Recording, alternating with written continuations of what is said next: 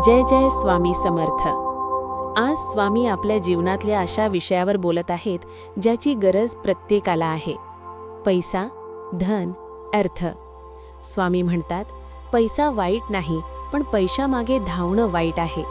कारण जो माणूस फक्त पैशामागे धावतो तो माणुसकी हरवतो, आणि जो माणुसकी जपतो त्याच्याकडे पैसा आपोआप येतो। स्वामी सांगतात, धन हे कष्टाचं फळ आहे, पण ते श्रद्धेच्या झाडावर फुलतं। तू जर आज मेहनत करतोयस पण पैसे येत नाहीत म्हणून निराश होतोयस, तर स्वामी म्हणतात, थांब, तुझा वेळ अजून आलेला नाही। पैसा लगेच मिळावा असं नशीब फार कमी लोकांचं असतं, पण जो संयम ठेवतो तो आयुष्यभर श्रीमंत राहतो।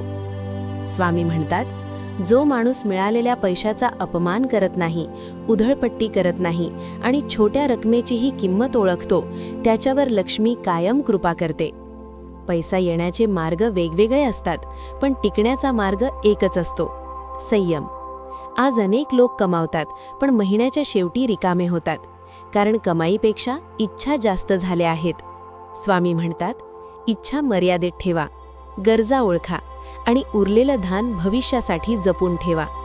जो आज वाचवतो तो उद्या रडत नाही। स्वामी म्हणतात, पैसा हा हातातल्या पाण्यासारखा आहे, मूठ घट्ट केली तर सांडतो आणि हात उघडा ठेवला तर टिकतो।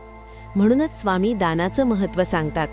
दान म्हणजे सगळं देणं नव्हे, तर योग्य वेळी थोडं देणं। जो दान करतो तो कधीच गरीब राहत नाही।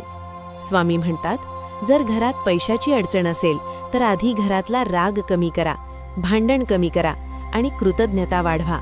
कारण ज्या घरात तक्रार जास्त असते त्या घरातून लक्ष्मी निघून जाते।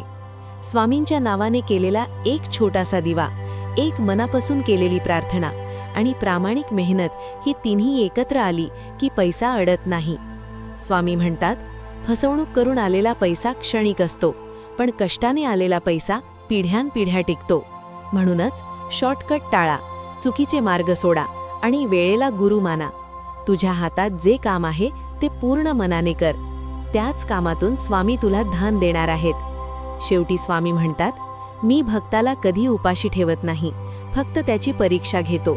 विश्वास ठेव, कष्ट करत रहा, स्वामी समर्थ तुझ्या पाठीशी आहेत। जय जय स्वामी समर्थ।